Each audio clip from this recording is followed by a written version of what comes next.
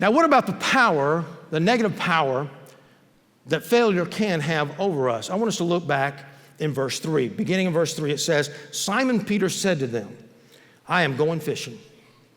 And they said to him, we won't come with you.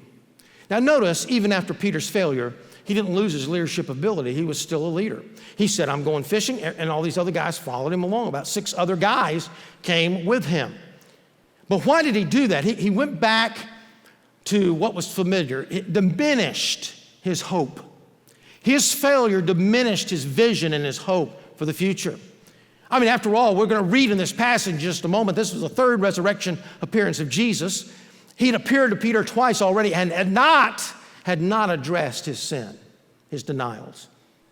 And so I would imagine he's playing with things in his mind, as we all do, and our imagination begins to run away. We begin to tell ourselves stories, and he's thinking to himself, well, the vision was out there for me, and I blew it, and Jesus is just not going to have anything to do with me anymore. So I'm going back fishing. Even after the promise was made, I'm just going to go back fishing. At one point, Jesus and the disciples were there at the boats, early in Jesus' ministry. And he told the disciples, he says, if you leave your nets behind, you come, I'll teach you to catch men. He placed before them a new hope, a new vision in life, and they captured that, they embraced it, and they followed Jesus in the way.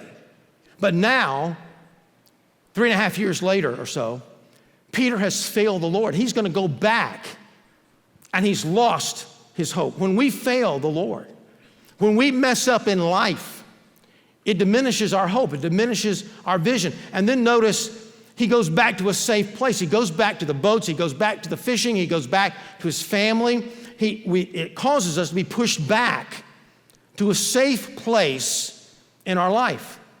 And then notice also that his failure led to the point of frustration. Look in verse 3 once again. He says, they went out and got into a boat, and that night they caught nothing. Well, that's a miracle in itself. On the Sea of Galilee, 7 professional fishermen fishing all night long. And again, reminiscent of how Jesus called them in the first place, where you remember when he went to them way back early in the gospel, they had caught nothing all night. He told them to throw the net on the right-hand side of the boat, and they got a lot of fish in. That's what happened. Now, reminiscent of that is about to happen again. But notice the frustration here. They caught nothing. And night fishing was pretty popular. I mean, after all, you could catch more at night, and then it was fresh for the market in the morning. But what was Peter's problem? Peter, like us, was taking on new idols in his life. Instead of hoping that something happened, he was hoping in it. He wasn't just hoping in Christ. He was hoping, really, when you think about it, to be on the right hand of Jesus when he took over the kingdom of Rome. That's what they were hoping for. That was what he's placing his hope in. And then he was always comparing himself. I'm just going to move ahead and pick up a couple of verses here at the end of the passage in verse 21. After Peter will be restored here in just a moment, it says this, so Peter, seeing him, said to Jesus, Lord, and what about this guy? What about this man? Talking about John, the apostle, the one who wrote this book. Jesus said to him, if I want him to remain until I come, what is that to you? You follow me. Peter was always comparing himself to everybody else. The Bible talks against that. Don't compare yourself to everybody else. So what do? We redefine success, we redefine failure based on our idols and based on what everybody else is doing. You know, you are satisfied with your house, you love your house, love your home, you have a Sunday school or a small group, fellowship, you're over at somebody else's house. Man, I like this one a lot better. I wonder how much they make, I wonder what they do. And preachers are no different. I remember meeting a good buddy of mine at Promise Keepers years ago. We'd already moved here, we've been here about, 3-4 years. And we went to a Promise Keepers rally in Atlanta. And if you know, I planted a church in Atlanta many, many years ago, about 30 years ago. And so this guy and I planted a church about the same time.